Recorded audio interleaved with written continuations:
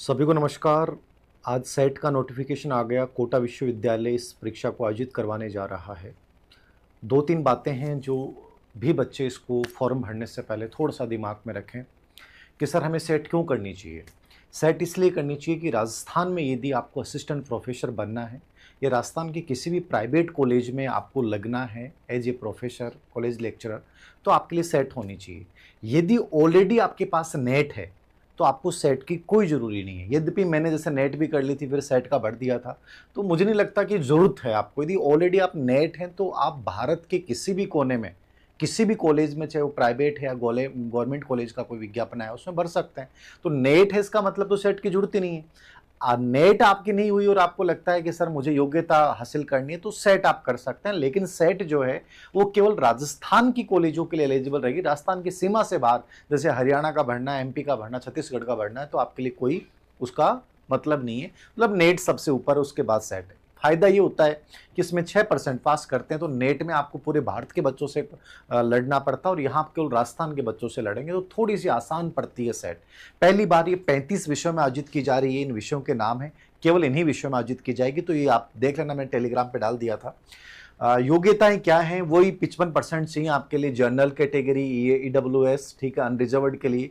बाकी जो रिजर्व्ड कैटेगरियां हैं उनको 5% की जो है वो छूट है, नहीं 50% के साथ आप एमए होना चाहिए। क्या अपीयर्ड वाले फॉर्म भर सकते हैं? भर सकते हैं यदि उन्होंने प्रीवियस की एग्जाम दे दी है और फाइनल ईयर की एग्जाम में है इस विज्ञप्ति के अनुसार। वैसे प्रीवियस वाले भी भर सकते हैं, लेकिन इसमें लिख रखा है फाइनल ईयर में, यानी प्रीवियस का रिजल्ट आ गया और फाइनल ईयर में आप अध्ययनरत हैं, तो आप इसको भर लीजिए। रिजल्ट आने के 2 साल के भीतर आपको ये साबित करना पड़ेगा कि आपने ग्रेजुएशन, आपके जो एमपीजी है वो निर्धारित परसेंटेज के साथ आपने पूरी कर ली है। बाकी चीजें क्या है इसमें, स्कीम ऑफ टेस्ट क्या है, तो वो सेम जो नेट का पेपर होता है एज इट इज वही है। 100 नंबर का आएगा फर्स्ट पेपर, जिसमें 50 क्वेश्चन है, 10 यूनिट होती हैं। रिसर्च एप्टीट्यूड, कम्युनिकेशन वाली, आईसीटी वाली जो ग्रेड फर्स्ट में आती हैं, 3 तो सेम है।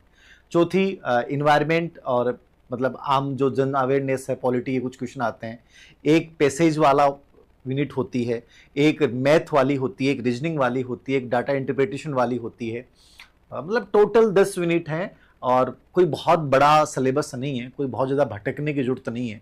हमने पहले भी 5-7 टेस्ट करवाए थे। मैं कोशिश करूंगा कि सेट के आपको 5 या 10 टेस्ट हम ऐसे करवा दें जिससे पूरा एक्सप्लेनेशन भी आ जाए, पूरी चीज़ें भी आ जाएं और लगभग उसमें से आपके 50 में से लगभग 40-45 का कंटेंट हो जाए। आप खुद भी पढ़ सकते हैं।